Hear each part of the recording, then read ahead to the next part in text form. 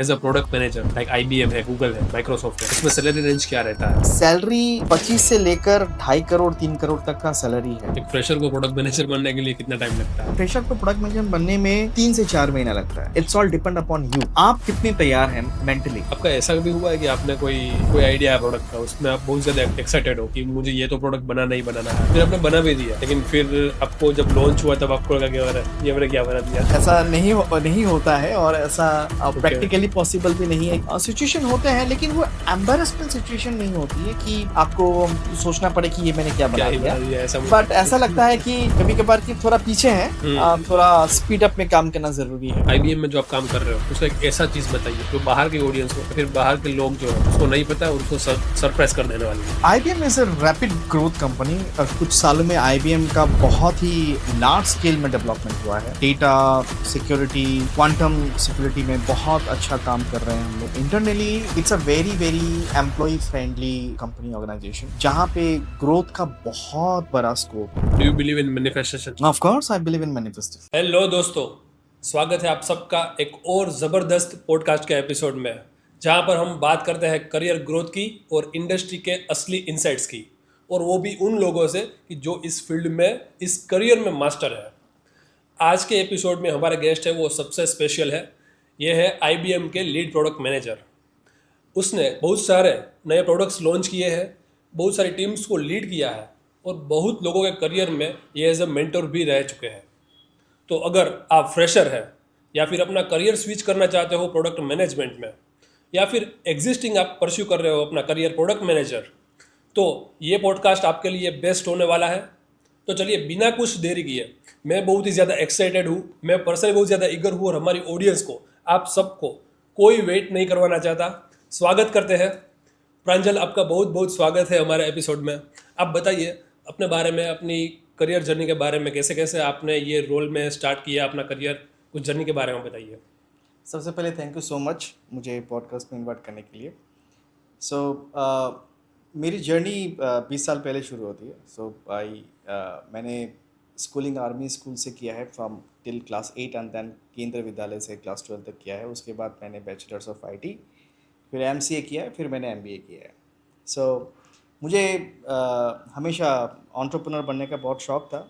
मैं डिग्री के टाइम पे ही मैं एंटरप्रेन्योरशिप पे उतर गया था। There I had my first startup, and back to back I had 3 startups. Okay. And then with time there are some hard call you have to take, and then I switched to corporate roles. And फिर 2012 में when I joined Tata, from there I started my product management journey. In fact आप अगर देखोगे product management का journey शुरू तो startup के days से हो जाती है, लेकिन बात वो है कि 2003 2004 में तब उस चीज़ को प्रोडक्ट मैनेजमेंट बोला जाता है वो मुझे पता नहीं था। अच्छा। लेकिन वो सारी चीज़ें वो तब से करते आया हूँ। और बट ऑफिशियली अगर पूछेंगे कि कब से मैंने शुरू किया है प्रोडक्ट मैनेजमेंट, वो तो मैंने जब से मैंने टाटा ज्वाइन किया है। So from there itself I got the opportunity to lead products, और वहाँ से मेरा प्रोडक्ट मैनेजमेंट जर्नी ऑफिशियली शुरू हुई, आप बोल सकते हो। ओके। सो बढ़िया जर्नी है। मैं ये कहूँगा कि जनरली IBM में या फिर बड़ी बड़ी MNCs होती है, गूगल है, माइक्रोसॉफ्ट है, उसमें जब लोग एज अ हायर होते हैं या फिर एज ए एम्प्लॉय वर्क करते हैं, तो दूसरे एम्प्लॉय का क्या होता है कि मैंने पर्सनली ऐसा फाइंड किया है कि उसके माइंड में थिंकिंग रहता है कि ये तो शुरू से ही आइदर टॉपर हो गए स्कूल्स कॉलेजेस में, या फिर इसने बहुत ही बड़ा कुछ कर लिया। तो आपका बैकग्राउंड है, जब आप अभी IBM में वर्क कर रहे हो, तो आपका बैकग्राउंड क्या है? मतलब कि आप स्कूल्स और कॉलेजेस में कैसे थे? टॉपर थे, एवरेज थे, या फिर बैक बेंचर थे, या फिर क्या था? मैं एवरेज स्टूडेंट था। हम्म। मैं टॉपर भी नहीं था और बैक बेंचर भी नहीं था, बीच में बैठता था मैं। और बट जो एक चीज़ जो मुझे हमेशा ड्राइव करके लेके गई है वो ये है कि क्यूरियोसिटी।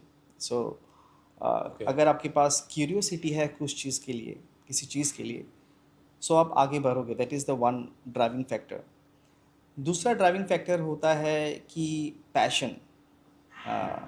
जो चीज़ आपको करने में मज़ा आता है और वो चीज़ आप करते हो, तो आप उसमें अच्छा थोड़ा बहुत कर लेते हो। कोई बहुत अच्छा कर लेता है, लेकिन अच्छा कर लेता है। सो फॉर्चुनेटली मैंने वो सारी चीज़ें की हैं जो मुझे अच्छा लगता है। तो मैं जो भी काम Yeah. करते हुए आया हूँ, वो वही काम किया हूँ जो मुझे करना पसंद है। हम्म। और इस चीज़ में ये हो गया कि क्यूरियोसिटी, पैशनेट और एंथुसियाज्म, सो ये तीन चीज़ को मिलाकर जो सुपर पावर बनी है, उस सुपर पावर से माइंडसेट बहुत अच्छा डेवलप हो गई है। अब माइंडसेट कैसे डेवलप होती है? देखिए, जब आप क्यूरियोसिटी होती है तो आपको जानने की बहुत चाह होती है, राइट? हम्म। और आप हमेशा देखते हो कि आगे क्या है, राइट? और उसके लिए आप उन सारे सीनियर लोगों के पास जाते हो, जो एक्सपीरियंस लोगों के पास जाते हो, उनके साथ टाइम स्पेंड करते हो। और जब उनके साथ टाइम स्पेंड करते हो तो आपको बहुत सारी चीज़ों की बारे में आपको पता चलता है आपको, और उससे आपको नॉलेज अपग्रेड बहुत होता है। लेकिन वही चीज़ आप जब करने जाते हो खुद से, जो उन्होंने किया है, लेकिन उनसे सीख के जब मैं करने जाता हूँ तो हमेशा फेलियर होता है। हम्म। फर्स्ट टाइम, सेकंड टाइम वो फेलियर इसलिए होता है क्योंकि मैं उसमें एक्सपीरियंस नहीं हूँ, भुना नहीं हूँ। हम्म। बट वो पैशन के साथ अगर आप उसको बिना थके, बिना हारे अगर आप आगे चलोगे, आगे करते रहोगे, आपको उसमें सफलता मिलती है। तो उससे बनती है एक्सपीरियंस। तो ये सारा चीज़ मिलाकर जो माइंडसेट जो डेवलप होती है, जो थिंकिंग माइंडसेट जिसे हम बोलते हैं प्रोडक्ट मैनेजमेंट में, वो बहुत पावरफुल बन जाती है। और ट्रू। उस चक्कर पे होता यूँ है कि आप बहुत सारे प्रॉब्लम्स को सॉल्व करने में सामर्थ्य रह जाते हो आप। हम्म। ऐसा नहीं है कि आप पहली दफ़ा ही आप अटेम्प्ट करते हो तो आपको सक्सेस मिलता है, ऐसा बात नहीं है। फेलियर्स बहुत हम्म। होते हैं, हम्म। बहुत सारे अटेम्प्ट्स होते हैं, लेकिन वो अटेम्प्ट्स में थका नहीं जाता है, उसमें कंटिन्यूटी बरकरार रहती है। और वही रीज़न है जिसके वजह से टाटा, आईबीएम या फिर बाकी सारे जितने सारे कॉर्पोरेट्स में मैंने काम किए हैं, there's a reason behind this कि ये सारी चीज़ों का बहुत सारे ड्राइविंग फैक्टर्स रहा है। ओके।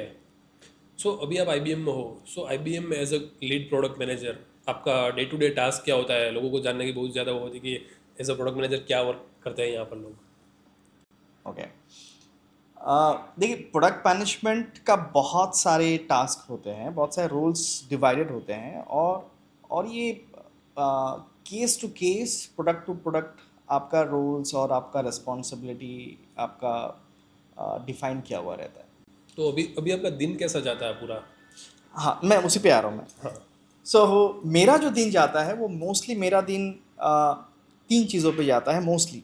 तो पहला है ब्रेनस्टॉर्मिंग, जो बहुत ज़रूरी है कि कैसे करना है, क्यों करना है, क्या डिसीजन लेना है, अ, कैसे आगे बढ़ना है, क्योंकि इंडिविजुअल कंट्रीब्यूशन होता है उसमें, आप खुद से आपको सब कुछ करनी पड़ती है। दूसरा होता है कि आप stakeholder management. Stakeholder management मतलब कि आप इंजीनियरिंग वालों के साथ बात कर रहे हो कि मेरे को ये चीज़ इंटीग्रेट करवानी है, मेरे को ये चीज़ डेवलप करवानी है, कितना टाइम लगेगा, क्या परेशानी आपको आ रही है, बॉटलनेक्स क्या क्या है, कब तक हम रिलीज़ कर पाएंगे, इसमें क्या चीज़ होनी चाहिए, क्या चीज़ नहीं होनी चाहिए। ये सारी चीज़ें बात होती है। फिर हम स्टेक होल्डर का मतलब होता है कि हम जैसे क्रॉस फंक्शनल टीम होते हैं, जैसे सेल्स होते हैं, मार्केटिंग होती है, टेक सेल्स होते हैं, सपोर्ट टीम होती है, डिज़ाइन टीम होती है। तो ये सारे लोगों के साथ आपको कोऑर्डिनेट करके चलना पड़ता है। तो सारा दिन ओके। बहुत सारे मीटिंग्स रहती है, और ब्रेनस्टॉर्मिंग और स्टेक होल्डर कोऑर्डिनेशन। और उसके बाद फिर अगर कुछ टाइम बचता है, उसमें आप फिर अपना खुद का काम करते हो, जिसमें आप कुछ भी आपको अगर राइटअप करना हो, या फिर आपको प्रिपेयर करना हो, या तो फिर आपको कुछ डैशबोर्ड तैयार करना हो, या तो फिर आपको कुछ डेटा एनालिसिस करना हो, तो वो बाकी सारे टाइम पे होता है। तो ये मोस्टली ये तीन चार चीज़ों में मेरा दिन गुजरता है आजकल। So that's it. ओके। सो हमारी ऑडियंस है ना, वो फ्रेशर भी है, करियर स्विच भी करना चाहती है, और एग्जिस्टिंग पीएम्स भी है हमारी ऑडियंस में। सो सबसे इस पॉडकास्ट में क्या करेंगे, बेसिक से जाएंगे, ओके, ठीक है, और एडवांस तक लेके जाएंगे। श्योर। हमारी ऑडियंस स्पेसिफिकली जो फ्रेशर है या फिर करियर स्विच करना चाहती है ये रोल पे, उसको आइडिया ही नहीं है कि क्या है प्रोडक्ट मैनेजमेंट। तो अगर आप बताइए उसके बारे में, क्या है प्रोडक्ट मैनेजमेंट, क्या है? बिल्कुल। सी, प्रोडक्ट मैनेजमेंट का रोल क्या होता है? प्रोडक्ट मैनेजमेंट का रोल ये होता है कि आप विजन को ड्राइव करके आगे लेके जाते हो। देखो ये बहुत ही थियोरेटिकल बात सुनने को लगती है, लेकिन मैं आपको आसान भाषा में समझाता हूँ कि कैसे होती है। मूवी में डायरेक्टर होता है, right? Hmm. But director music नहीं बनाता है, हाँ। डायरेक्टर ना ही एक्टिंग करता है, डायरेक्टर ना ही कोरियोग्राफी करता है, डायरेक्टर ना ही वो कैमरा संभालता है। Director is someone who is bringing everyone together on something. कि मुझे मान के चलिए फिल्म है शोले, अगर शोले फिल्म बनाई है तो उसमें राइटर का अलग रोल है, कैमरा का अलग रोल है, एक्टर्स का अलग रोल है, बट डायरेक्टर एक ही है जिसने सबको एक साथ लाया है और लाके करेक्ट। उसका विजन एक था कि उसको शोले फिल्म बनानी है। और कौन सा स्क्रिप्ट, कौन सा सीन, किस तरह से जाना है, किस तरह से बोलना है, किस तरह से करना है, वो डायरेक्शन के ऊपर डिपेंड करता है, राइट? अब ट्रू। ये मैं ये नहीं बोल रहा कि प्रोडक्ट मैनेजर डायरेक्शन देता है, लेकिन मैं आपको ये समझा रहा हूँ कि प्रोडक्ट मैनेजर का रोल कुछ हद तक वैसा ही है। वो ना ही डेवलप करता है, ना ही डिज़ाइन करता है, ना ही सेल्स, ना ही marketing, but he is the person जो एपिसेंटर है ऑफ वन हैपनिंग। हैपनिंग मतलब कुछ एक प्रोडक्ट अगर आप ओके। बना रहे हो तो उसका आइडिएशन से लेकर वैलिडेशन से लेकर, आइडिएशन मतलब ये प्रॉब्लम है, इसको सॉल्व किया जा सकता है, अगर हम उसको सॉल्व करते हैं तो उस सोल्यूशन से हम कितने आगे तक स्केल कर सकते हैं, उस चीज़ के बारे में आइडिएशन करना। क्या ये प्रॉब्लम सही प्रॉब्लम है या हम गलत प्रॉब्लम के ऊपर काम कर रहे हैं, इस चीज़ के ऊपर वैलिडेट करना, उसको वैलिडेशन करते हैं, कहते हैं। करेक्ट। अगर ये आइडिएशन और वैलिडेशन हो जाता है, उसके बाद काम आता है कि डिज़ाइनिंग और डेवलपमेंट में। फिर बात आती है गो टू मार्केट, लॉन्च कैसे करेंगे, प्राइसिंग कैसे रखेंगे, पैकेजिंग कैसे करेंगे, कौन सा कस्टमर के पास पहले जाना है, कौन सा मार्केट में पहले आगे जाना है, ये सारी चीज़ के बारे में प्लानिंग होती है। अब देखिए ये सारे चक्कर में बजट का बहुत रोल है, पैसा का बहुत खेल है, राइट? तो करेक्ट। आपको कन्विंस करना पड़ेगा आपके लीडरशिप टीम को कि मुझे इतना पैसा खर्च करना है और इतना खर्च करने के बाद मैं आपको इतना मुनाफा ला के दूंगा, करेक्ट। है ना? यस। क्योंकि आप प्रोडक्ट लॉन्च करके आप मार्केट में लेके जा रहे हो, आपको यस। 1-2 साल आपको सस्टेन करना है और उसके बाद आपको ग्रो करना है, फिर आपको प्रॉफिट करना है ना? तो ये जो जर्नी है 0 to 1, 1 to 10 and 10 to 100, 10 to 100 के बारे में तो छोड़ दीजिए, 0 to 1 और 1 to 10 के बारे में बात करते हैं। उसमें प्रोडक्ट मैनेजर्स का बहुत बड़ा रोल होता है। तो प्रोडक्ट मैनेजमेंट अपने आप में बहुत बड़ा एरिया है ओके। जिसमें आ, देखिए बात ये होती है कि अगर आप एक छोटे से कंपनी में काम करते हो, स्टार्टअप में काम करते हो, तो you will be A fortunate कि आपको ये सारी चीज़ों के ऊपर काम करने में आपको मौका मिल जाएगा। लेकिन अगर आप थोड़ा मीडियम या फिर लार्ज ऑर्गेनाइजेशन में जाते हो तो हो सकता है कि आपको एंड टू एंड आप संभाल ना पाए, क्योंकि वो बड़ा होता है, क्योंकि कस्टमर बेस बड़ा होता है, एक्सपेक्टेशंस बड़ा होता है, डिटेलिंग बहुत ज़्यादा होती है। यस। यस। सो उसमें मल्टीपल प्रोडक्ट मैनेजर्स का रोल होता है एक ही प्रोडक्ट के अंदर, ठीक ओके। है? आ, अब बात करते हैं कि कोई अगर प्रोडक्ट मैनेजर बने तो उसको कैसे बनना चाहिए, फिर कैसे उसको ब्रेकिंग करना चाहिए, राइट? सो ये जो मैंने आपको सारा चीज़ मैंने प्रोडक्ट मैनेजमेंट के बारे में आपको बताया, ये चलता है एक ही फ्यूल के ऊपर, और ओके। वो फ्यूल है आपका माइंडसेट। उसको बोलते हैं थिंकिंग माइंडसेट। देखिए आपको अगर हायर किया है एज ए प्रोडक्ट मैनेजर और आपके ऊपर पैसा दाव पे लगाया है कंपनी ने, तो ये सोच के लगाया है कि आप उनको कुछ वैल्यू ला के देंगे, in correct. Terms of yes. Monetary, in terms of revenue, in terms of value, right? Now उसके लिए आपका थिंकिंग माइंडसेट होना बहुत ज़रूरी है। अब थिंकिंग माइंडसेट कहाँ पे काम आता है? थिंकिंग माइंडसेट काम होता है, 4 तरीके का माइंडसेट होते हैं नॉर्मली। आज की डेट में पांचवा आ गया है, बट मैं 4 की बात, पांचवा की बात में बात करूँगा। पहला है क्रिटिकल थिंकिंग। ना क्रिटिकल थिंकिंग होता है कि भाई एक प्रॉब्लम अगर आपको दिखाई देती है तो आपको उसको क्रिटिकली कैसे सोचना है, फर्स्ट प्रिंसिपल्स थिंकिंग कैसे लागू करना है। जैसे कि मान के चलो कि अगर ये प्रॉब्लम है तो मुझे उस प्रॉब्लम के बारे में जानकारी तो लेना ही है, लेकिन ये भी जानना ज़रूरी है कि उसका रूट कॉज क्या है, ठीक है? यस। क्योंकि अगर आप रूट कॉज को अगर आप सॉल्व करेंगे तो अल्टीमेटली उस प्रॉब्लम को भी सॉल्व करेंगे, राइट? तो आपको क्रिटिकल थिंकिंग का जो आपका जो स्किल है वो आपको ये एनेबल करता है कि आप रूट कॉज की तरफ जा सको. That is one critical thinking.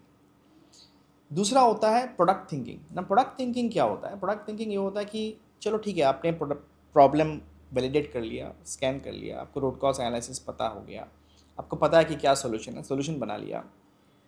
आपके पास इतना स्किल सेट होना चाहिए कि आप ये तय कर पाओ कि ये जो मेरा सोल्यूशन जो मैंने बनाया है इस प्रॉब्लम के लिए, मैं कितना स्केल कर पाऊँगा.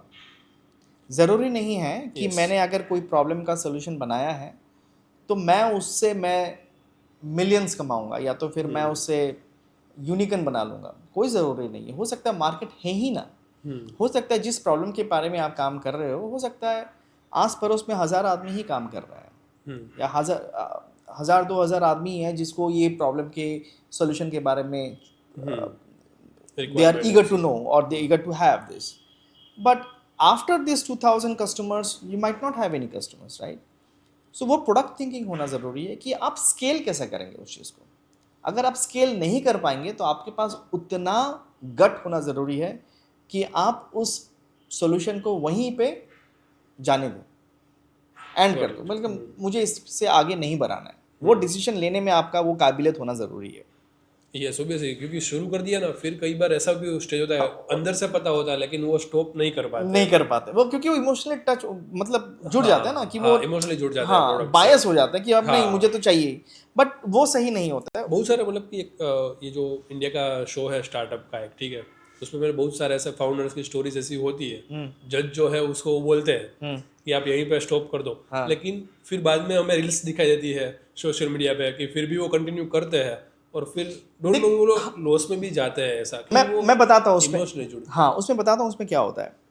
ये क्या होता है कि जब आप किसी चीज़ के ऊपर आप एक ऐसा टाइप पे पहुंच जाते हो जहाँ पे आप शार्क टैंक पे जा रहे हो और उसको प्रेजेंट कर रहे हो, तो इसका मतलब है आपने बहुत सारा एफर्ट और पैसा दे चुके होते हो. जब आप इतना सारा पैसा, एफर्ट, टाइम दे चुके होते हो, 2-3 साल लगा चुके होते हो, तो ह्यूमन साइकोलॉजी ये बोलता है कि यार थोड़ा दिन और ट्राई कर लेते हैं थोड़ा दिन और ट्राई कर लेते हैं. और ये जो स्पिनिंग व्हील है ये बायस्ड स्पिनिंग व्हील है. मतलब आप एज अ थर्ड पार्टी आप अपने आप को देख नहीं पा रहे हो, क्योंकि ऑब्वियसली क्योंकि आपने इतना सारा एनर्जी, एफर्ट और टाइम और मनी अपने लगाया है, वो इमोशनली जुड़ जाते हैं. बट एक एक्चुअल बिजनेसमैन और एक एक्चुअल एंटरप्रेन्योर वो वहीं पे रुक जाएगा, बोलेगा मुझे इसमें और पैसा, टाइम, एनर्जी नहीं लगाना है. यस क्योंकि मुझे इससे आगे मुझे कुछ दिख ही नहीं रहा है, तो मैं इसमें पैसा क्यों लगाऊं. यस सो ये हो गया प्रोडक्ट थिंकिंग के बारे में. ठीक है.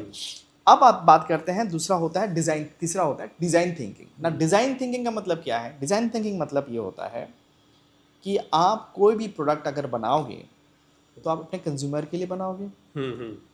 अगर आप कंज्यूमर के लिए बनाओगे तो आपको कंज्यूमर के बारे में वेल थ्रू नॉलेज होना बहुत ज़रूरी है. जस्ट फॉर एग्जांपल मान के चले कि आपने एक प्रोडक्ट बनाया है कि स्मार्ट वॉच, है ना. स्मार्ट वॉच का काम क्या है? स्मार्ट वॉच काम ये करता है कि आपका पल्स नापता है और आपके हार्ट बीट के बारे में बताता है, आपके ब्लड प्रेशर के बारे में बताता है, आपने कितना स्टेप्स किया है उसके बारे में बताता है, और कितना आपने वर्कआउट करने के बाद कितना आपका कैलोरी बर्न हुआ उसके बारे में बताता है. अब ये जो जानकारी है ये जानकारी दिया जाता है उन लोगों को जो हेल्थ फ्रीक होते हैं, जिनको हेल्थ कॉन्शियस हैं, जिनको अच्छा है कि वो उनको वर्क करता है और उनको अच्छा लगता है कि मेरा कैलोरी बर्न हो रहा है. They are very much conscious about their health. अब स्मार्ट वॉच बनाने के टाइम में आपको बहुत सी बारीकी चीज़ों के बारे में आपको जानना ज़रूरी है कि जब मैं ये स्मार्ट वॉच बनाऊं उसका वेट कितना हो कि पहनने के बाद ये भारी ना लगे. जब मेरे पास इतने सेंसर्स रहेंगे, बैटरी रहेंगे, ऐसा ना हो कि लॉन्ग टर्म यूज़ करने के बाद ये गर्म हो जाए ताकि मेरा स्किन बर्न आउट होते रहे. तो ये सारे छोटे छोटे परेशानी जो है वो तभी जान पाएंगे जब आप खुद एक यूज़र होंगे स्मार्ट वॉच के. करेक्ट. ठीक है ना. तो एक प्रोडक्ट मैनेजर को डिज़ाइन थिंकिंग का स्किल सेट अगर आना है तो उसे कंज्यूमर के साथ, कस्टमर के साथ टाइम स्पेंड करना बहुत ज़रूरी है. कि मैं जिस प्रॉब्लम के बारे में काम कर रहा हूँ, जो प्रोडक्ट मैं बना रहा हूँ और जो मेरा कंज्यूमर्स होने वाला है, यूज़र्स होने वाले हैं, उनका दिनचर्या क्या होने वाली है, उनका लाइफ में ऐसा क्या चेंज होने वाला है मेरे इस पर्टिकुलर प्रोडक्ट से. अगर वो चीज़ वो समझ लें, वो दर्द अगर वो समझ लें, उसको कहते हैं एम्पैथी। ओके, और या, वो सुपर पावर की तरह काम करता है यस, किसी भी प्रोडक्ट यस, मैनेजर के अंदर। और उसके बेसिस पे जब भी आप कोई प्रोडक्ट डिज़ाइन करते हो, तो प्रोडक्ट आपका चलता है, चल जाता है। तो ये बात होगी आपकी डिज़ाइन थिंकिंग के ऊपर। चौथा है आपका है, वो उसको कहते हैं स्ट्रैटेजिक थिंकिंग। स्ट्रैटेजिक थिंकिंग का मतलब ये है कि आप 1 साल 2 साल के बारे में सोच नहीं रहे हो, आप 5 साल के बारे में सोच रहे हो, 10 साल के बारे में सोच रहे हो। और 10 साल के बारे में सोचने के बाद जो भी आप कदम, स्टेप, इनिशिएटिव आज ले रहे हो, that will be a contribution to your 5 years project, 10 years project down the line. तो इसका मतलब ये है, आपको ये जानकारी होना भी बहुत ज़रूरी है कि मार्केट में क्या चल रहा है, क्या इनोवेशन हो रही है, क्या होने वाला है जो अभी तक हुआ नहीं है। 3 साल के बाद लोग कैसे हो जाएंगे, प्रायोरिटीज़ क्या हो जाएगी लोगों की। अब देखिए, करेक्ट, करेक्ट, चैट जीपीटी आ गई है। अब हाँ, चैट जीपीटी आज से काम नहीं कर रही है। चैट जीपीटी जब बनाना शुरू हुआ था, वो बहुत पहले, कोविड से पहले बनाना शुरू किया उन लोगों ने, यस, यस, यस, राइट। लेकिन उन लोग को पता था कि ये that this will be a requirement in everyone's life. और आज की डेट में गूगल के बाद अगर किसी को पता है, वो चैट जीपीटी के बारे में पता या, है ना। So they know about the future, that's called the strategic move. अब दुनिया मुड़ गई है, दुनिया अलग दिशा पे चली गई है बिल्कुल। तो ये हो गया चौथा, स्ट्रैटेजिक थिंक। पांचवा जो आज की डेट में बहुत ज़रूरी है, वो है कि ऑगमेंटेड थिंकिंग होना बहुत ज़रूरी है। ओके, ऑगमेंटेड थिंकिंग मतलब ये होता है कि आप आर्टिफिशियल इंटेलिजेंस को किस तरह से समझते हो और उसको किस तरह से अडॉप्ट करवाते हो अपने प्रोडक्ट में, ठीक है। उसके लिए आपके लिए ज़रूरी है कि machine learning, artificial intelligence, agentic AI, chatbots, ये सारे चीज़ों के बारे में आपके पास जानकारी होना बहुत ज़रूरी है। तो ये 5 अलग अलग थिंकिंग है प्रोडक्ट मैनेजमेंट में, जिसको आपको हासिल करना बहुत ज़रूरी है प्रोडक्ट मैनेजमेंट में काम करने के लिए। अगर सही मायने में अगर आप प्रोडक्ट मैनेजमेंट में काम कर रहे हो, तो ये 5 चीज़ों का होना बहुत ज़रूरी है आपके लिए। ओके। प्रोडक्ट मैनेजर के रोल में हायरार्कीज क्या क्या होती है? जूनियर से लेकर स्टार्ट करेंगे तो फिर ये एंड कहाँ पर होता है, या फिर क्या होता है इसका हायरार्की? सी स्टार्टिंग तो इंटर्न से होती है, आप ओके, इंटर्नशिप ज्वाइन कर लो। हम्म, उसके बाद एज एसोसिएट प्रोडक्ट मैनेजर आपको शायद से हायर करेंगे। फिर जूनियर प्रोडक्ट मैनेजर, आप पहले okay, junior product manager hire करेंगे, फिर एसोसिएट प्रोडक्ट मैनेजर हायर करेंगे, फिर उसके बाद प्रोडक्ट मैनेजर बन जाते हो। फिर उसके बाद आप सीनियर प्रोडक्ट मैनेजर बन जाते हो। फिर उसके बाद प्रिंसिपल प्रोडक्ट मैनेजर बन जाते हो, ग्रुप प्रोडक्ट मैनेजर बन जाते हो। फिर उसके बाद आप चीफ ऑफ प्रोडक्ट ऑफिसर बन जाते हो। किसी किसी कंपनीज में डायरेक्टर्स भी होते हैं, डायरेक्टर ऑफ प्रोडक्ट मैनेजमेंट भी होते हैं, तो आप डायरेक्टर ऑफ प्रोडक्ट मैनेजमेंट बन सकते हो आप। तो ये आपका लाइन होता है फ्रॉम जूनियर प्रोडक्ट मैनेजमेंट से लेकर सीपीओ तक, सीएक्सओ तक बनने का आपका रास्ता होता है। ओके। सो इसमें रोल्स और रिस्पॉन्सिबिलिटीज कोई चेंज होता है कि क्या होता है, कैसे कैसे हाँ बिल्कुल होता रोल्स है। होते देखिए, फाउंडेशन तो कभी चेंज नहीं होता, क्योंकि थिंकिंग माइंडसेट आपको, मैं जूनियर प्रोडक्ट मैनेजर से बात नहीं कर रहा हूँ, लेकिन थिंकिंग माइंडसेट जो आपको product manager, as a product manager चाहिए, वो थिंकिंग माइंडसेट आपको सीनियर प्रोडक्ट मैनेजर में भी चाहिए, प्रिंसिपल में भी चाहिए, ग्रुप में भी चाहिए। लेकिन जैसे ही आप सीनियर और प्रिंसिपल थोड़ा बहुत इंडिविजुअल कंट्रीब्यूशन होता है, लेकिन जैसे ही आप ग्रुप प्रोडक्ट मैनेजर बन जाते हो, तो उसमें थोड़ा एचआर, ह्यूमन पीपल मैनेजमेंट भी आ जाता है, जिसके अंदर आपके नीचे प्रोडक्ट मैनेजर्स होते हैं जो आप काम करते हैं, जिनको आपको मैनेज करना होता है। डायरेक्टर अगर आप बन जाते हो, तो फिर भी आप वहाँ पर भी आपको पीपल मैनेजमेंट करना होता है, along with the product management strategy. आपको प्रोडक्ट मैनेजर्स को भी मैनेज करना ज़रूरी हो जाता है। और जब आप सीपीओ बन जाते हो, तो फिर आपको स्ट्रैटेजी ड्राइव करनी पड़ती है, स्ट्रैटेजी बनानी पड़ती है। और स्ट्रैटेजी कामयाब होना बहुत ज़रूरी है। अगर आप बना लिए तो वो ज़रूरी, मतलब वो सफिशिएंट नहीं होता, वो बहुत बड़ी जिम्मेदारी होता है कि उसको एग्जीक्यूट करवा के उसको सही तरीके से उसको प्रूफ करवाएं कि ये स्ट्रेटजी काम कर रहा है और पैसा आ रहा हैं? Yes, very true. So product management industry की डार्क रियलिटीज़ क्या क्या है जो लोगों को जानना ज़रूरी है before breaking into this career? है। हाँ, सो डार्क रियलिटीज़, ऐसा कुछ है नहीं कि डार्क रियलिटीज़ बता सकें, बट प्रोडक्ट मैनेजमेंट का जो आपका जो रोल है और जो एक्सपेक्टेशन है इंडस्ट्री में, वो बहुत इवॉल्व हो रहे हैं. It's Okay. Evolving with time, because consumers और कस्टमर्स की प्रायोरिटीज़ और डिमांड्स भी बहुत बढ़ रहे हैं और उनके चेंज हो रहे हैं, और उसके बेसिस पे आपको काम करना बहुत ज़रूरी है. अगर आप कोई भी अगर सिंपल जेनरिक आप ऐप डाउनलोड करते हो, आज की डेट में आप ये देखते हो कि उसमें एआई रिलेटेड फीचर क्या है. अगर Correct. नहीं है तो फिर आप लगता है कि ये थोड़ा आउटडेटेड है. सो ये तो एक्सपेक्टेशन है आज की डेट में. लेकिन अगर आपको एआई बेस्ड फीचर अगर आपको किसी प्रोडक्ट में डालनी हो, तो आपको उस तरीके से लोग भी वैसा चाहिए जो एआई प्रोडक्ट मैनेजमेंट में काम करें, और उसके लिए उसे वैसा ही माइंडसेट चाहिए. तो इसमें क्या हो गया, इसमें बहुत सारे रोल्स जो है, रोल्स को बहुत सारे स्प्लिट हो गए हैं. अब स्प्लिट ऐसे हो गए हैं कि एक प्रोडक्ट है, और प्रोडक्ट जब बन जाता है, मार्केट में आ जाती है और वो मार्केट में पैसा कमाना लग जाता है, तो that product become like a monster, beast बन जाता है. उसको मैनेज करने के लिए आपको ह्यूमन पावर की ज़रूरत तो है ही, साथ में आपको Yeah. कॉस्ट भी, बजट भी आपको वैसा चाहिए होता है कि उसको ऐसा मेंटेनेंस दे. Yes. Yes. वहाँ पर प्रोडक्ट मैनेजमेंट का रोल डिवाइड हो जाता है. जैसे कि अ,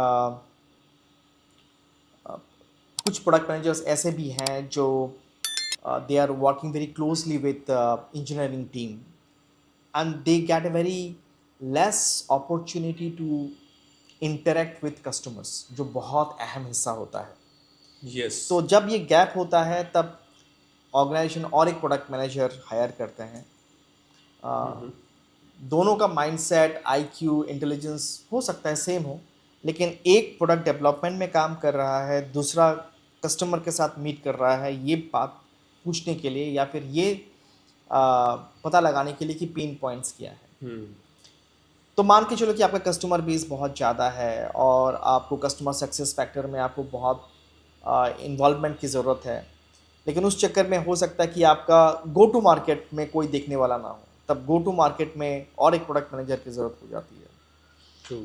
तो इस तरीके से जब ये रोल स्प्लिट होना शुरू हो जाता है, तो एक्सपेक्टेशन ऑर्गेनाइजेशन स्ट्रक्चर में ऐसा बन जाता है कि कोई डेमो करने के लिए भी अगर कोई रह गया तो अच्छा होता.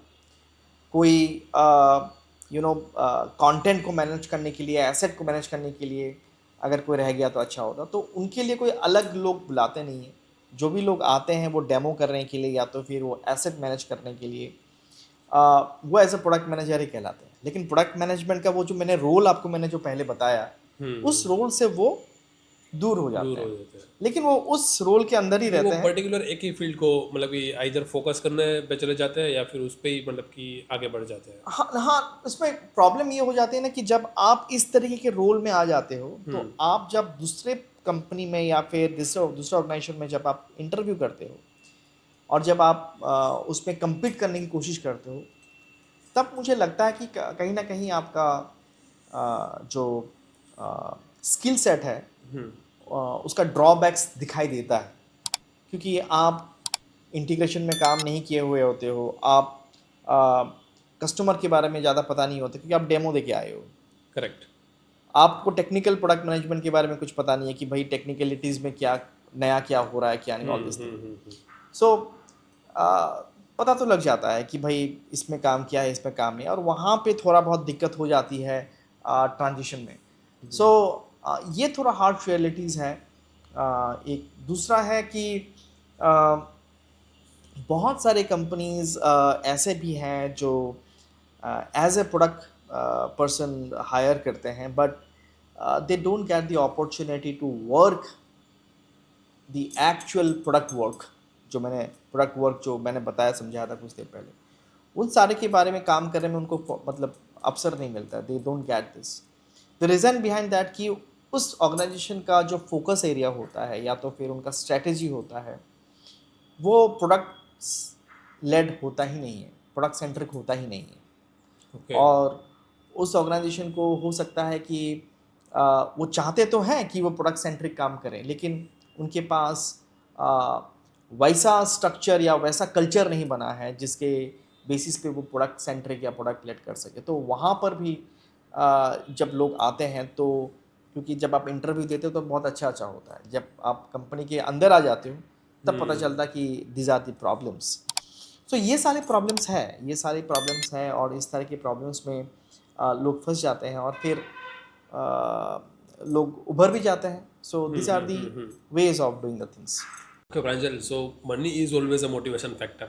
और एम्प्लॉयज़ में ज़्यादातर क्या रहता है, एक हाइप रहता है कि बड़ी बड़ी कंपनीज है जैसे गूगल है, माइक्रोसॉफ्ट है, उसमें जो एम्प्लॉयज़ काम करते हैं उसका सैलरी पैकेज क्या रहता है। और specially as a product manager like IBM है, गूगल है, माइक्रोसॉफ्ट है, उसमें सैलरी रेंज क्या रहता है। ओके, देखिए मैं इसके बारे में बताता हूँ। देखिए क्या होता है कि जब भी आप किसी प्रोडक्ट में काम करते हो या फिर कोई भी ऑर्गेनाइजेशन, चाहे वो IBM हो, गूगल हो, या फिर स्टार्टअप हो, या फिर कोई भी हो, अगर किसी प्रोडक्ट में काम कर रहा है तो उसका एक फंड एलोकेट किया जाता है, एक बजट होता है। ओके। स्टार्टअप का बजट अलग, साइज अलग होगा, मिडिल साइज का ऑर्गेनाइजेशन का साइज अलग होगा, और लार्ज ऑर्गेनाइजेशन का साइज अलग होगा। एक ही टाइप का प्रोडक्ट बनाने के लिए स्टार्टअप के पास हो सकता है कि 10 लाख रुपया हो, या फिर मान के चलो 10 करोड़ रुपया हो, just for example. Mid size के लिए मान के चलो उसके ऊपर खर्चा करने के लिए एटलीस्ट 30-40 करोड़ रुपया हो, ओके। है ना। और लार्ज ऑर्गेनाइजेशन के पास हो सकता है कि यार मैं 70-80 करोड़ रुपया मैं खर्चा कर सकता हूँ। मैं जस्ट फॉर एग्जाम्पल बता रहा हूँ।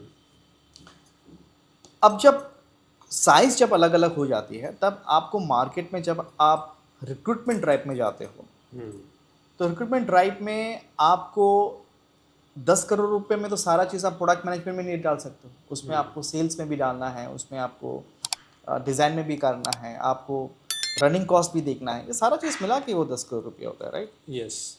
मान के चलिए कि उसमें से एक छोटा सा हिस्सा आप प्रोडक्ट मैनेजमेंट के लिए देते हो, और वो बोलते हैं कि मैं 25 लाख के ऊपर मैं ज़्यादा एफोर्ड नहीं कर पाऊंगा। ओके। ठीक है ना। अब जब 25 लाख का बजट जब आपका होता है, तो आपको प्रोडक्ट मैनेजर्स, अगर आप बहुत ही हाई लेवल एक्सपेक्ट करोगे तो स्टार्टअप को नहीं मिलता है। क्यों नहीं मिलते हैं? क्योंकि जो एक्सपीरियंस्ड होते हैं, जिनका IQ बहुत हाई होता है, जिनका इंटेलिजेंस बहुत हाई होता है, और जो टायर 1 कॉलेज से या यूनिवर्सिटी से निकल के आते हैं, IIT IIM से निकल के आते हैं, so they have their own value, right? They cannot go with the lower value because they know their value. Okay, they will never come in this 20 lakhs and 25 lakhs CTC. So in that case उनको उस तरीके का range में product manager नहीं मिलते हैं। Okay, मैं आपको ये सारा चीज़ इसलिए बोल रहा हूँ कि सैलरी 25 से लेकर 2.5 करोड़ 3 करोड़ तक का सैलरी है, लेकिन कौन किसको कैसे मिलता है, मैं उस जर्नी के बारे में हाँ, आपको ये बता ज़्यादा रहा हूँ। पॉइंट है क्योंकि बहुत सारे कोर्सेज होते हैं और एम्प्लॉय की माइंड में भी ये ज़्यादा गलत फहमी आ जाती है कई बार, क्योंकि कोर्सेज में क्या बताते हैं, वो पीक वाली सैलरी बताते हैं, उसको सेल करना होता है। इसलिए मैंने एक ऐड देखा है, उसमें आया नेटफ्लिक्स प्रोडक्ट मैनेजर गोट 7 करोड़ CTC। अभी वो एम्प्लॉय या फिर जिसको इसमें आना है वो क्या सोच लेंगे कि भाई ठीक है, इसका 7 करोड़ है तो हमें कुछ ना कुछ तो 50 लाख 1 करोड़ तो मिल ही जाएगा साल का। लेकिन वो उसके बिहाइंड का जो अभी आप बता रहे हो, वो चीज़ ज़्यादा मेन है कि इसके लिए क्या क्या स्किल्स चाहिए, कैसे कैसे आपको अप्रोच करना है, वो ज़्यादा मेन चीज़ है। करेक्ट। सो ये तो मैंने स्टार्टअप का स्टोरी बताया, लेकिन अभी ये जो 25 लाख रुपया जब आप स्टार्टअप किसी प्रोडक्ट मैनेजर को देंगे, हाँ। अब वो बोल रहे कि भाई साहब मेरा बजट इतना है और मैं आपको इतना पैसा दे रहा हूँ, और मुझे ये प्रोडक्ट रेडी चाहिए मार्केट में 2 साल में, 1 साल में, और उसके बाद मुझे इसमें प्रॉफिट चाहिए। तो अगर वो प्रोडक्ट मैनेजर अगर पहला 6 मंथ्स में फेल हो जाता है, it's a big loss for the organisation as well. Correct. Yes correct. Yes. तो वहाँ पे जो सिलेक्शन क्राइटेरिया जो होगा ना, वो किसी भी ABCD बंदे को तो वो लेने वाले नहीं है, क्योंकि वो देखने वाले हैं कि ये बंदा साल 2 साल में मुझे कितना इल्ड, मतलब कितना वैल्यू, कितना मुझे लाके दे सकता है। इट्स, ये प्रोडक्ट मैनेजमेंट का काम ऐसा नहीं होता कि मैंने ये कोड लिखने के लिए दिया, वो कोड लिख लिया, काम खत्म हो गया, ऐसा नहीं है। ये बिल्कुल दिमाग का काम होता है। I told you, it's a thinking mindset game. Yes yes yes. अब थिंकिंग माइंडसेट गेम ऐसा नहीं होता कि इंटरव्यू में आप 3-4 राउंड में उससे कुछ पूछ लिए और आपको समझ में आ गया कि बंदा अच्छा, बंदा तो सभी अच्छे होते हैं, लेकिन बेस्ट किस कौन होता है जो उस बजट में आ सकता है। कंपटीशन वहां पे हो रही है। तो ये हो जाते, मैं बता रहा हूँ बजट सेंट्रिक बात। लेकिन जब कोई कंपनी जैसे मिड साइज कंपनी या लार्ज साइज कंपनी जब इस बात पे आ जाता है कि मुझे सही बंदा चाहिए और Okay. उसके लिए मुझे कोई भी पैसा देने के लिए मैं तैयार हूँ, हम्म, वो इसीलिए होता है क्योंकि मैं कुछ चीज़ें करना चाहता हूँ एंड वो मैं कम वक्त पे मैं हासिल करना चाहता हूँ। तो मान के चलो True. कि फेसबुक है या तो मेटा है या तो माइक्रोसॉफ्ट है, they are into some project and they want to bring this product within 6 months down the line. ठीक है, 6 महीने में ये प्रोडक्ट रेडी होना चाहिए। अगर 6 महीने में कोई प्रोडक्ट रेडी करके दे सकता है तो उसके लिए वैसा ही बंदा चाहिए होगा जिसका उस तरीके का स्किल सेट है, एलिजिबिलिटी है यस। है ना। तो इसका मतलब ये है कि मैं इस बंदे को अगर मैं 3 करोड़ देता भी हूँ हाँ। तो 6 महीने के बाद मैं 300 करोड़ तो मैं मार्केट से मैं ऐसे भी लेके आ जाऊंगा।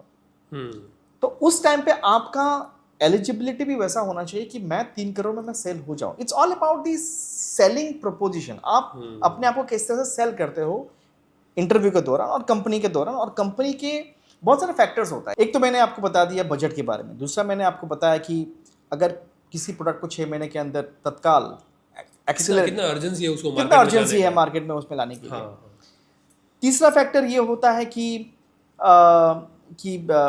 मुझे मेरे टीम में सही बंदे ही चाहिए। आप जैसे कि मान के चलो कि आप गूगल में चले जाओ, आप माइक्रोसॉफ्ट में चले जाओ, दे हैव देयर टीम स्ट्रक्चर। कुछ कुछ टीम है, यूट्यूब के टीम्स है, जीमेल के टीम्स है, they have their team structure and they are having a very elite team. Okay, elite team का मतलब है सब एक से बढ़कर धुरंधर है। अब धुरंधर कोई हो सकता है कि कोई क्रिटिकल थिंकिंग में बहुत माहिर है, कोई हो सकता है कि जीटीएम में बहुत माहिर है, कोई हो सकता है कि प्राइसिंग बहुत अच्छा बनाता है, कोई हो सकता है कि वो इंटीग्रेशन में बहुत अच्छा है। अब ये जो अच्छा है वो साबित आपको करना पड़ेगा। अब वो साबित Yes, कैसे करेंगे? yes, वो yes. साबित तभी कर पाएंगे जब उस लेवल पे आप काम करेंगे और उस लेवल पे आप काम कर चुके होंगे। तो बहुत सारे फेजेस होते हैं। अब जैसे कि मान के चलो कॉलेज स्टूडेंट्स, कॉलेज ग्रेड्स जब वहाँ से निकलते हैं और वहाँ से किसी को गूगल में और माइक्रोसॉफ्ट में उनको 1 CR 2 CR 3 CR का जॉब मिलता है, वो इसलिए मिलता है क्योंकि वो वैसा सोचता है। वो इसलिए नहीं मिलता है कि उसको 100 में से 99 मार्क्स मिले हैं डिग्री में। वो इसलिए उसको मिलता है क्योंकि वो उस लेवल का सोचता है जिस लेवल का ज़रूरत है उस पर्टिकुलर कंपनी को उस वक्त।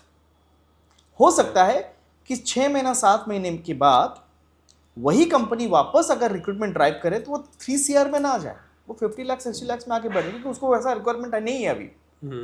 तो डिपेंड भी करता है कि उस वक्त उस टाइम पे क्या रिक्वायरमेंट है। Correct correct. ठीक है, तो ये सारे बहुत सारे फैक्टर्स डिपेंड करते हैं एक अच्छा सैलरी। बट मेरे ख्याल से सैलरी आपको तभी मिलेगा, वो डिपेंड कर, वो मैं हमेशा बोलता हूँ कि your value, your salary is directly proportional to your mindset, your thinking mindset, your capability. ठीक है, आप जितना अच्छा सोचोगे, जितना डीप सोचोगे, उतना आपका वैल्यू बढ़ेगा। जितना आपका वैल्यू बढ़ेगा उतना आपकी बेहतर पोजिशनिंग होगी और उतना ही अच्छा वो आपका ऑटोमेटिक में मिल ही जाएगा। कोई एक अगर नहीं समझ पा रहा तो दूसरा तो कंपनी आपको ले ही लेगा। सो वैसे कोई दिक्कत नहीं रहता है। तो ये सैलरी का गेम है। ऐसा नहीं है कि आपने कोई कोर्स कर लिया तो आपको 1 CR मिल ही जाएगा। वो डिपेंड करता है कि आप कैसे तैयारी हो रहे हो, Yes, आपके अंदर क्या yes. काबिलियत है। और ये किसी भी कोर्स के ऊपर डिपेंड नहीं करता, ये कंप्लीटली डिपेंड करता है अपने ऊपर, आप कैसे उस चीज़ के ऊपर आप तैयारी करते हो। सो आज की डेट में अगर प्रांजल को आपको एंट्री लेनी है ये मार्केट में, प्रोडक्ट मैनेजमेंट में, आज से ही शुरू करना है ऐसा समझिए आप, या फिर यूँ कहीं कोई भी फ्रेशर हो हमारी ऑडियंस में से, या फिर किसी को जो भी ये सुन रहा है पॉडकास्ट, उसको ये प्रोडक्ट मैनेजमेंट में करियर अपना बनाना है, स्टार्ट करना है, तो उसको क्या क्या स्टेप्स लेने चाहिए? तो सबसे पहले तो आपको बेसिक अंडरस्टैंडिंग होनी चाहिए कि प्रोडक्ट मैनेजमेंट है क्या चीज़, क्या काम होता है उसमें। और जब उस समंदर के बारे में जानकारी होगी, थोड़ा बहुत फंडामेंटल जो आपको यूट्यूब में बहुत आसान तरीके से मिल जाते हैं आज की डेट में, पॉडकास्ट में हम लोग बात कर रहे हैं हिंदी में तो बहुत लोग ऐसे भी जान जाते हैं। उसके बाद ये डिसीजन करना ज़रूरी है कि मैं उस चीज़ के लिए बना हूँ कि नहीं। ओके। ज़रूरी नहीं है कि आप देख लिए अच्छा लग गया तो आप उसमें सस्टेन कर जाएंगे। Yes yes yes. सो आप भले ही आप कूद जाएं लेकिन कुछ दिन के बाद पता लगेगा यार मुझे अच्छा नहीं लग रहा है, I am not Yes, made for yes, this. yes. सो आपको ये भी इवॉल्व करना, मतलब इवैल्यूएट करना ज़रूरी है कि आप उस चीज़ के लिए बने हो कि नहीं, आप कैसे इवेल्युएट करेंगे? इवेल्युएट करने का सबसे आसान तरीका ये है कि मैं एक प्रोडक्ट को किस तरीके से पोस्टमार्टम कर सकता हूँ। ऐसा नहीं कि मैं स्क्रूड्राइवर लेके और पुर्जा पुर्जा निकाल के मैं पोस्टमार्टम करूँ, वैसा नहीं। ओके। वैसा ये है कि यूज केस वाइज मैं कैसे पोस्टमार्टम कर सकता हूँ। जैसे कि मान के चलो मेरे पास एक मोबाइल फ़ोन है, स्मार्टफोन है। अब इस स्मार्टफोन में ड्रॉबैक्स क्या क्या हैं, एडवांटेजेस क्या क्या हैं, मैं इसको कैसे बेहतर बना सकता हूँ। जब आप ये सारी चीज़ों में काम करने में आपका क्यूरियोसिटी होगा, आपका इंटरेस्ट होगा, you can say that you are for the product management. ठीक है, अब ये तो हो गई fundamentals, basic understanding. Once it's done, second thing that you should do is you should find a good mentor जिसके अंडर में Correct. आप इस प्रोडक्ट मैनेजमेंट का सही तालीम ले सके।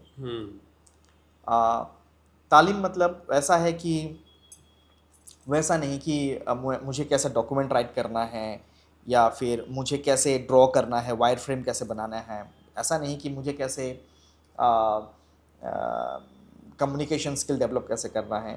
मेंटरशिप का मतलब यह है कि आपका जो जेनरिक माइंडसेट है उसको प्रोडक्ट माइंडसेट में कैसे तब्दील कर सके। अगर वो काबिलियत उस मेंटर में है, आप उस मेंटर के पास जाइए और अपना माइंडसेट को चेंज कीजिए, क्योंकि माइंडसेट चेंज करना बहुत ज़रूरी है। अगर आप प्रोडक्ट मैनेजमेंट में अगर आप माइंडसेट नहीं है तो आप कुछ नहीं है, you are zero inside. So this is the third thing. Fourth thing जो सबसे अहम बात है, और वो है कि आपका अपना खुद का पोर्टफोलियो तैयार करना। आप प्रोडक्ट बना सकते हो ऑन पेपर, और उस प्रोडक्ट को बनाने का पूरा प्रक्रिया होती है, पूरा प्रोसेस होती है। वो प्रोसेस को आप फॉलो करके आप उसको जब बनाते हो, आप एक पोर्टफोलियो बनाइए। और बहुत सारे केस स्टडीज़ हैं मार्केट में जहाँ पे आपको ये सॉल्व करना होता है कि किसी भी प्रॉब्लम में अगर आप फंसते हो तो आप उसको किस तरह से आप डील करोगे। अब वो सारे केस स्टडी को स्टडी कीजिए और उसको सॉल्व करने की कोशिश कीजिए। ठीक है, तो ये जो चौथा जो फोर्थ पार्ट है वो प्रैक्टिस वाली बात है। पोर्टफोलियो बना लिया, केस स्टडीज आप प्रैक्टिस कर रहे हो। और फिफ्थ जो काम है, फिफ्थ है अपने आप को ग्रूमिंग करना, कि आप स्टोरी टेलिंग कैसे अच्छा से कर सकते हो, आप कम्युनिकेशन कैसे अच्छे से कर सकते हो, आप किसी भी कॉम्प्लेक्स चीज़ों को आसान तरीके से कैसे समझा सकते हो। ठीक है ना, ये सारी सॉफ्ट स्किल है जो प्रोडक्ट मैनेजमेंट में ज़रूरी है, और इंटरव्यू के टाइम में यही सारी चीज़ को नज़र दिया जाएगा, फोकस दिया जाएगा।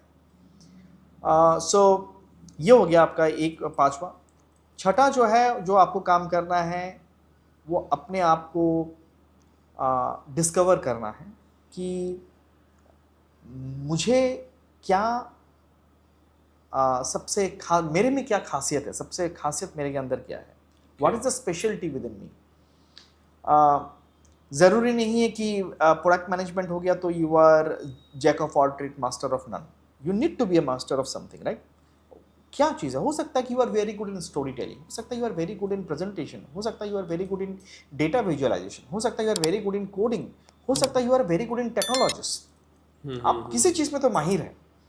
आप उस एक्सपर्टाइज को सामने रख के आप अपना रिज्यूमे बनाइए कि ये मेरा एक्सपर्टाइज है और मैं ये इस एक्सपर्टाइज के साथ मैं ये वैल्यू ला सकता हूँ कंपनी में, और उससे आप अपना रिज्यूमे बनाइए। लिंक्डइन प्रोफाइल को अपडेट कीजिए, और जो भी आप सीख रहे हो, नॉलेज आप गेन कर रहे हो, वो लोगों के साथ लिंक्डइन में शेयर कीजिए। तो ये जो कंप्लीट कॉम्प्रिहेंसिव पैकेज है खुद को संवारने का, जब आप कर लेंगे तो आप एक मुकाम पे आ जाएंगे जहां पे आप इंटरव्यू जब आप फेस करेंगे तो आपको डर नहीं लगेगा और आप फेस कर पाएंगे। मैं ये नहीं बोल रहा हूँ कि ये सारा चीज़ करने के बाद आपको 100% सक्सेस मिलेगा। हो सकता है कि आपको 40 इंटरव्यू ब्रेक करना पड़े, लेकिन 41 या 42 इंटरव्यू में तो हो सकता है कि आप बहुत अच्छा थी मतलब क्रैक कर ले आप। Perfect perfect. सो रियलिस्टिकली बताइए, एक फ्रेशर को प्रोडक्ट मैनेजर बनने के लिए कितना टाइम लगता है? एक फ्रेशर को मैंने देखा है, एक फ्रेशर को प्रोडक्ट मैनेजर बनने में 3 से 4 महीना लगता है। It's all depend upon you कि आप कितने तैयार हैं मेंटली। जिसमें जो आपने ये अभी सारे के सारे स्टेप्स बताई, वो सारे के सारे स्टेप्स में वो मास्टर हो जाएगा, या फिर ऐसा बंदा हो जाएगा कि जो ये प्रोडक्ट मैनेजमेंट का रोल है वो क्रैक कर पाए? देखिए, मैंने जो आपको बताया ये मैंने बहुत कॉम्प्रिहेंसिव बताया ओके, है। ओके। अब हो सकता है कि बहुत सारे ऐसे लोग हैं जो मैंने देखे हैं, कॉलेज ग्रेड्स हैं, हम्म। उनको पिकअप किया गया है एज ए इंटर्न, और वो 6 महीने के बाद वो प्रोडक्ट मैनेजर बन जाते हैं वो, okay. Because of their work, because of their thinking, because of their IQ. Hmm. और ये प्रोसेस इंटरव्यू देने से पहले से शुरू नहीं होती, ये प्रोसेस शुरू होता है कई साल पहले से। हम्म। ये प्रोसेस शुरू होता है आप कैसे पढ़ाई कर रहे हो, ये प्रोसेस शुरू होता है आप पढ़ाई करने का तरीका क्या है आपका, पढ़ाई के साथ आप बाकी चीज़ों के ऊपर कैसे इंटरेस्टेड, आप अपना मोटर स्किल्स कैसे डेवलप कर रहे हो, आप अपना ब्रेन को कैसे एक्सरसाइज कर रहे हो। ये सारा चीज़ देखिए, कई सालों का मेहनत होती है। स्कूलिंग करते हो, मतलब हाई सेकेंडरी देते हो, ग्रेजुएशन देते हो, ये सारी चीज़ों में आप में वो सारी चीज़ें होनी चाहिए जिसमें आपका आईक्यू बनते रहे। करेक्ट। जब आप थोड़ा थोड़ा आईक्यू बनते रहेगा तो एक टाइम ऐसा आएगा कि आप बहुत अच्छा परफॉर्म कर पाएंगे। और मुझे लगता है कि वही अंतर होता है कि कोई आगे जाता है, कोई आगे नहीं जाता है। या फिर कॉलेज में जब हम रिक्रूट करने जाते हैं तो 100 लोगों में से हम 3 लोगों को पिकअप करते हैं, बाकी लोगों को हम नहीं कर पाते हैं, क्योंकि वो 3 लोग जो हैं वो ऐसा घिस जाता है पिछले 3-4 सालों में हाँ। कि वो बन जाता है, उसका थिंकिंग माइंडसेट ऐसा बन जाता है कि उसको पिकअप किया जा सकता है। करेक्ट। सो ये हमने बात की एक फ्रेशर की। ओके, फ्रेशर को पीएम बनना हो तो क्या क्या करना चाहिए? अभी कोई एग्जिस्टिंग ये भी रोल में है प्रोडक्ट मैनेजर, मान लीजिए स्टार्टअप में है या फिर ऑलरेडी कोई एमएनसीज में भी है, तो उसको हायर लेवल पे जाना है, जैसे कि आपने बताया सीनियर पीएम भी होते हैं, हाँ, group senior manager, PM group group. PM भी होते हैं, तो उसको उसको क्या चीज़ करनी देखिए, चाहिए? एक तो होता है कि आप कभी भी किसी कंपनी दूसरे कंपनी में जाते हो, ट्रांजिशन करते हो, तो आपको प्रमोशन मिल ही जाती है। आप अच्छा काम करते हो तो अच्छा पोर्टफोलियो अगर आपका है तो आपको मिल जाता है। लेकिन अगर आप एक ही कंपनी में अगर आपको प्रमोट होना है, वहाँ पे थोड़ा चैलेंजेस आ जाती है, क्योंकि वहाँ पे आपको साबित करना पड़ता है, क्रेडिबिलिटी दिखानी पड़ती है, और ये प्रूफ करना पड़ता है कि आप उस ओहदे के लिए आप एलिजिबल हो। तो मान के चलो कि आप एज ए प्रोडक्ट मैनेजर हो किसी कंपनी में, और आपको प्रमोशन लेके सीनियर प्रोडक्ट मैनेजर बनना है, तो आपको एक तो चीज़ बहुत ऑब्वियस है कि आपको कंपनी को एक प्रॉफिट दिखाना पड़ेगा। मैं प्रॉफिट ये नहीं बोल रहा करेक्ट। हूँ कि आप रेवेन्यू के हिसाब से देखें, आप प्रॉफिट कुछ भी दिखा सकते हो सकता है कि आपने मार्केट को एक्सपेंड करने में मदद किया हो सकता है कि आपने सेल्स ड्राइव में बहुत सारा कैटलिस्ट बन के आपने काम किया है, हो प्रोसेस ऑप्टिमाइज कर दियो बहुत। बहुत सारे प्रोसेस ऑप्टिमाइज, आपने कुछ तो अच्छा काम किया हाँ है, हाँ हाँ हाँ। और जिससे खुश होकर आप ऑर्गेनाइजेशन आपको प्रमोशन कर रही है। दूसरा बात ये हो जाती है कि आप पढ़ाई करना बहुत ज़रूरी है, आप कंटिन्यूस लर्निंग बहुत इंपॉर्टेंट है। आप ऐसा नहीं है कि आप आ, आ, सब कुछ पढ़ाई ख़त्म हो गया, प्रोडक्ट मैनेजर बन गए और यू आर डन, ऐसा नहीं होता। You have to learn every day. तो लर्निंग आपके डोमेन से हो सकती है, लर्निंग टेक्नोलॉजी, जो भी न्यू टेक्नोलॉजी इन्वेंशंस हुए उसके ऊपर हो सकती है। लर्निंग आप बहुत सारे नए लैंग्वेजेस के ऊपर आप कर सकते हो, कंप्लायंस के ऊपर आप लर्निंग कर सकते हो। तो बहुत सारे एरियाज है जहाँ पे आप लर्निंग कंटिन्यूस कर सकते हो और अपना एक्सपर्टाइज वहाँ पे लेके जा सकते प्रोडक्ट मैनेजर के करियर में एक मेन चीज़ होती है, वो डिसीजन मेकिंग का रोल होता है, राइट? हो। और डिसीजन मेकिंग दो तरह से कर सकते हैं, एक तो होता है डेटा ड्रिवन वाला डिसीजन, और दूसरा होता है गट फीलिंग से। आप क्या प्रेफर करते हो? Okay, very interesting question. See, decision तो हर दिन लेना पड़ता है, और डिसीजन जो आपने दो चीज़ बोली है, बहुत ही इंपॉर्टेंट चीज़ आपने बोली है, data driven and gut feeling. और प्रोडक्ट मैनेजमेंट में आप दोनों को ही आप छोड़ नहीं सकते हो। एक, one is left hand, another okay. Is right hand. Okay, gut feeling ज़रूरी है, नहीं तो आप रिस्क नहीं ले पाएंगे। अगर आप रिस्क नहीं ले पाएंगे तो आप आगे नहीं बढ़ पाएंगे। ट्रू। उसके लिए आपके पास कॉन्फिडेंट होना बहुत ज़रूरी है, और कॉन्फिडेंट तभी होते हो जब आपके पास डेटा हो रहता है। डेटा ड्रिवन सिर्फ डेटा के भरोसे अगर आप कोई डिसीजन लेते हो तो उसमें कॉन्फिडेंस नहीं होता, क्योंकि उसमें आपका गट नहीं होता। गट तब होता है जब आपका वहाँ पे इंटरेस्ट एरिया होता है और आपको पता होता है कि मैं कुछ बड़ा करने वाला हूँ, और तभी गट फीलिंग का वहाँ पे इंक्लूजन होता है। सो कोई भी डिसीजन अगर आप लेते हो किसी भी वक्त, उसमें ये दोनों चीज़ का कॉम्बिनेशन होना बहुत ज़रूरी है। आपका खुद का गट फीलिंग और और आपके पास डेटा ड्रिवन बैकअप रहना। इससे आप बहुत ही कॉम्प्लेक्स सिचुएशन में आप डिसीजन ले सकते हो। डिसीजन लेना सिर्फ हाँ बोलना नहीं होता है, डिसीजन लेना आपको ना बोलना भी होता है। ट्रू सो ट्रू बहुत ट्रू। सारे ऐसे आ, मौके ऐसे आते हैं जहाँ पे आपको ये देखना होता है कि मुझे ये काम नहीं लेना है, या फिर मुझे यहाँ पे इन्वेस्टमेंट नहीं करना है। तो ये जो नो बोलने का जो स्किल है, वो स्किल भी लाना अपने आप में एक बहुत बड़ा एक स्किल है। तो ये दोनों का मैं बताऊंगा कि ये दोनों का बहुत अहम रोल है, और दोनों के बिना कोई डिसीजन मैं तो नहीं लेता हूँ। ओके, सो डिसीजन मेकिंग के बाद कभी ऐसा कुछ हुआ कि कोई स्टेक होल्डर के साथ आपका कोई फनी मूवमेंट हो गया हो या फिर कोई ऑकवर्ड मूवमेंट हो गया हो? पहले पहले तो ये बताएं कि ये हमारे ऑडियंस के लिए फ्रेशर्स भी है, स्टेक होल्डर क्या है? स्टेक होल्डर किसे बोलते हैं इस रोल में? ओके, स्टेक होल्डर्स उसको बोलते हैं कि अगर आप मान के चलो कोई आप काम कर रहे हो, जैसे आपने कोई प्रोडक्ट बनाई है या फिर कोई फीचर आपने डेवलप की है, उसको आपको मार्केट में लॉन्च करना है। तो मार्केट में लॉन्च करने के लिए आप खुद अकेले तो नहीं कर सकते हो, तो उसके लिए आपको मार्केटिंग की ज़रूरत होगी, मार्केटिंग टीम की ज़रूरत होगी, उसके लिए आपको सेल्स टीम की ज़रूरत होगी, उसके लिए आपको कस्टमर सक्सेस टीम की ज़रूरत होगी, हो सकता है टेक्निकल प्रोडक्ट है तो टेक सेल्स की भी ज़रूरत हो सकती है। तो वो सारे लोग जो आपके इस फीचर को मार्केट में लाने में मदद कर सकते हैं, या तो फिर ओके किसी भी तरीके से कंट्रीब्यूट कर सकते हैं उस मार्केट में लाने के लिए, उन सारे लोगों को हम स्टेक होल्डर्स बोलते हैं। Okay okay. इसमें पर्टिकुलर फॉर एग्जाम्पल की मार्केटिंग डिपार्टमेंट हो गया, उसके मार्केटिंग मार्केटिंग मैनेजर भी आ गया या फिर डेवलपमेंट मार्केटिंग मैनेजर भी आ डिपार्टमेंट में जो भी लोग गया? ओके इस पर्टिकुलर लॉन्च प्रोग्राम में काम करेंगे, okay they will be the stakeholders. Okay. Minor stakeholders, major stake holders.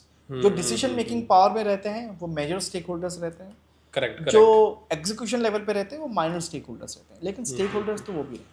Investors भी होते हैं, वो भी स्टेक होल्डर का ही पार्ट है, राइट? इन्वेस्टर, उसको भी बोलेंगे हाँ, क्योंकि वो इन्वेस्टर अगर है तो। तो वो उस फीचर में पैसा यस इन्वेस्ट कर यस रहे यस हैं, यस यस। तो उनका रोल भी है, वो मेजर स्टेक होल्डर है। सो आपका अभी एक क्वेश्चन यही था कि कोई भी स्टेक होल्डर के साथ कभी ऑकवर्ड मोमेंट कोई हो गया हो या फिर कोई फनी मोमेंट हुआ हो आपका?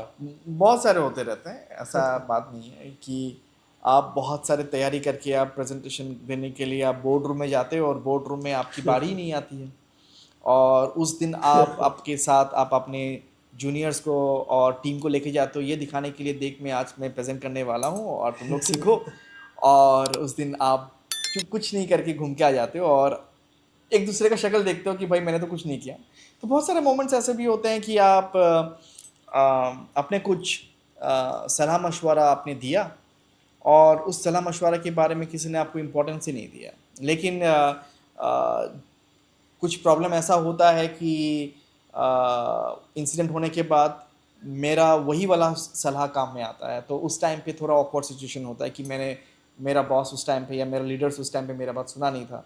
उनके लिए भी बहुत सारे मानने के लिए थोड़ा प्रॉब्लम हो जाता है कि मैं फर्स्ट पहले टाइम मना मैंने कर रहे मना थे, किया था। अभी हाँ, तो करना पड़ रहा है। अलग अलग कंपनीज में अलग अलग कहानियाँ होती रहती हैं, और ये डे टू डे लाइफ का ये हिस्सा है।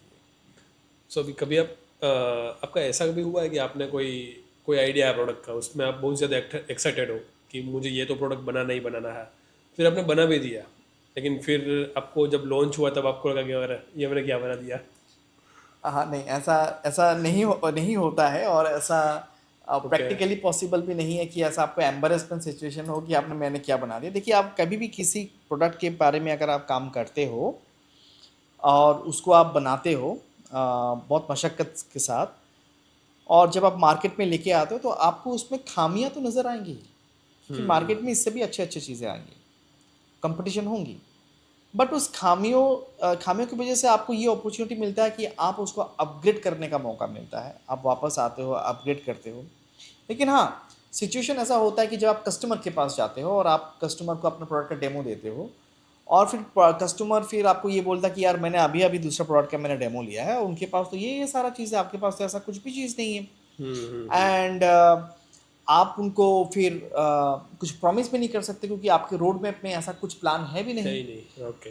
सो सिचुएशन होते हैं, लेकिन वो एम्बेरसमेंट सिचुएशन नहीं होती है कि आपको ये सोचना पड़े कि ये मैंने क्या क्या बना ही दिया। बना दिया ऐसा बट मोमेंट। ऐसा लगता है कि कभी कभार कि थोड़ा पीछे हैं, थोड़ा स्पीड अप में काम करना ज़रूरी है। सो ये तो मार्केट में हमेशा रहेगा।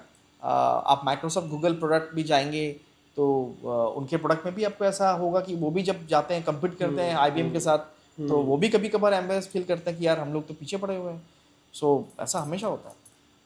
ओके, सो कभी उसका दूसरा साइड, कि कभी ऐसा होता है कि आपने कुछ बनाया या फिर कोई भी ऐसा मोमेंट आपके करियर का जिसमें आपको जब आप याद भी करते हो तो आपको गूस बम्स आ जाते हो? हाँ, जिस टाइम पे मैं स्टार्टअप कर रहा था, उनका दो थ्री स्टार्टअप्स जो मैंने 7-8 साल लगाए हैं उसमें दिए मिनिमम, वो 7-8 साल बहुत अहम है। उस टाइम पे मुझे ऐसा नहीं लगा था कि ये बहुत ही मैं बहुत 30 मार्क का काम कर रहा हूँ। लेकिन आज के डेट में मैं सोचता हूँ तो मुझे थोड़ा बहुत तो फील होता है कि मैंने ऐसा भी किया था। So there is a lot of there are so many nights which I spent on the floor. I spent with my colleagues overnight. रात को 4-4-5 बजे तक काम करना। uh,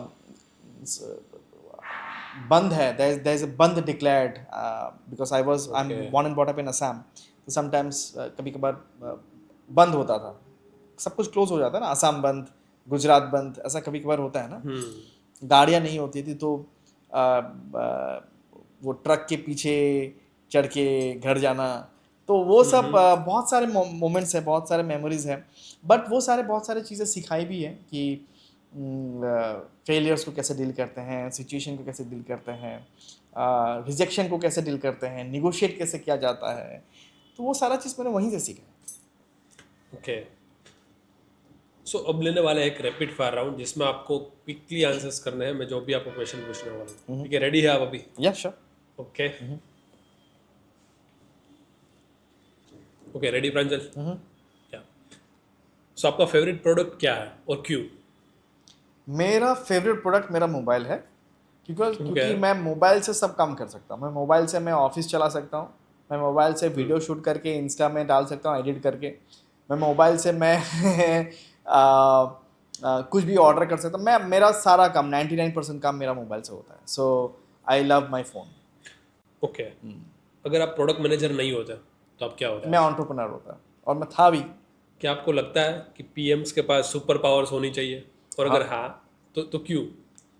पीएम के पास सुपर पावर होता ही है। सुपर पावर के बिना पीएम्स काम नहीं कर सकते। जैसे मैंने बताया कि एक तो सुपर पावर है वो जो क्रिटिकल थिंकिंग।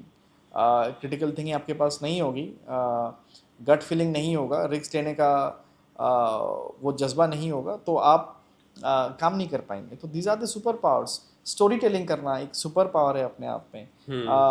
किसी को कन्विंस कर लेना, लीडर्स को कन्विंस करना, ये अपने आप में सुपर पावर्स है। तो आप कोई आइडिया लेके जाते हो और लीडर्स को कन्विंस करते हो कि इसमें आप करोड़ रुपया खर्चा कीजिए ताकि मैं उसमें काम कर सकूं, ये कन्विंसिंग पावर रखना अपने आप में ये एक सुपर पावर है। True, very true. आईबीएम में जो आप काम कर रहे हो, उसका एक ऐसा चीज़ बताइए जो बाहर के ऑडियंस को या फिर बाहर के लोग जो है उसको नहीं पता है और उसको सरप्राइज कर देने वाली है। IBM is a rapid growth company. कुछ सालों में IBM का बहुत ही लार्ज स्केल में डेवलपमेंट हुआ है। और AI, data security, quantum security में बहुत अच्छा काम कर रहे हैं हम लोग। और internally it's a very very employ friendly company organisation, जहाँ पे ग्रोथ का बहुत बड़ा स्कोप है। ये ओके। अपने आप में ओशन है। अ, ये आपके ऊपर है कि आपको स्विम करना है या फिर आपको अ, अ, तैरना है या फिर आपको उसमें मज़ा लेना है, ये आपके ऊपर है। बट ग्रोथ के बहुत सारे चांसेस हैं उसमें। Okay, do you believe in manifestation? Of course I believe in manifestation. So भी मान लीजिए प्रांजल कि ये हमारा मैनिफेस्टेशन सीट ही है हमारे गेस्ट के लिए। आपको एक चीज़ मैनिफेस्ट करनी है यहाँ पर बैठ के, और जब ये सक्सेस होगा तब आपको हमें बताना भी है सामने से कि ये हमारा हो चुका, ये हमारी बात हुई थी वहाँ पर। बिल्कुल। तो इस सीट पे आप क्या मैनिफेस्ट करना चाहोगे? मैं मैनिफेस्ट ये कहना चाहूँगा कि मैंने लगभग अब तक 100 मेंटीज को मैंने मेंटर किया है, हम्म। और मैं चाहूँगा कि अगले 2-3 सालों में एटलीस्ट 500 मेंटीज को मैं मेंटर कर पाऊँ, Great, और great. जिनके लाइफ में मैं कुछ कंट्रीब्यूट कर पाऊँ। That will be my manifestation right now. Definitely I personally hope कि ये जल्दी से ट्रू हो, और आपको जल्दी ये अपना माइलस्टोन हो आप अचीव कर पाओ। Thank you. और यस, ये सो इम्पोर्टेंट चीज़ है हमारी ऑडियंस के लिए। अगर ये चीज़ अगर आप लेना चाहते हो मेंटरशिप प्रोडक्ट मैनेजर बनने के लिए, तो क्या मतलब कि आप ओपन हो, शेयर कर हाँ, पाओगे? मैं या वीकेंड्स में मैं मेंटर करता हूँ। सो मेरे अक्रॉस द ग्लोब मेरे पास मेंटीज आते हैं। They take part in my programmes. Okay, मेरा वीकेंड्स प्रोग्राम्स होता है क्योंकि मंडे टू फ्राइडे में मेरा रेगुलर वर्क होता है, तो वीकेंड्स में मैं फ्री रहता हूँ। तो उस टाइम पे मैं जितने भी एस्पायरिंग प्रोडक्ट मैनेजर्स हैं उनको गाइड करता Okay. हूँ, मेंटरिंग करता हूँ। And from various countries people come and they spend time with me. So एक काम करेगा प्रांजल, हमारी ऑडियंस के लिए हम ये लिंक एक रख देंगे कि जहाँ से वो ये प्रोग्राम में अगर ज्वाइन हो पाए तो फिर ये बढ़िया रहेगा उसके लिए। सो डिस्क्रिप्शन में हम लिंक मेंशन कर देंगे कि अगर आपको प्रोडक्ट मैनेजमेंट में आगे बढ़ना है, आपको मेंटरशिप चाहिए, तो प्रांजल को आप कांटेक्ट कर सकते हो। डेफिनेटली उसका प्रोग्राम है, उसको आप एक्सेस कर सकते हो। ठीक है प्रांजल, बहुत ही बढ़िया लगा आपसे डिस्कशन करते हुए, ये सारे के सारी इंसाइट्स जानते हुए प्रोडक्ट मैनेजमेंट के बारे में, आईबीएम के बारे में, और करियर ग्रोथ कैसे करना है उसके बारे में आपने बहुत ही बढ़िया बातें शेयर की हम सबके साथ। So yes, thank you so much Jaydeep. मुझे भी आपके साथ बात करके बहुत अच्छा लगा और शेयर करके। आई होप कि आपके ऑडियंस को जो भी इंसाइट्स हमने डिस्कस की, जो भी चीज़ें हमने डिस्कशन की, वो उनको पसंद आए। And thank you so much मुझे पॉडकास्ट में बुलाने के लिए। डेफिनेटली।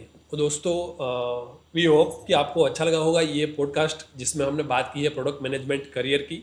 इसमें कैसे कैसे आपको अपना करियर ग्रोथ करना है, आपको फ्रेशर हो तो आपको कैसे एंट्री लेनी है, आप सीनियर हो, आप एग्जिस्टिंग प्रोडक्ट मैनेजर हो तो आपको कैसे कैसे उसमें ग्रो करना है। ऐसे ही आपको करियर ग्रोथ के या फिर बिजनेस ग्रोथ के अगर आपको पॉडकास्ट सुनने हो, या फिर उसमें आपको टिप्स और स्ट्रेटेजीज चाहिए, तो हमें सब्सक्राइब कर दीजिए अभी का अभी। हमारा चैनल है मिलियनर मूव्स विद जयदीप। सो बने रहिए, मिलते हैं नेक्स्ट एपिसोड में। तब तक के लिए जय हिंद।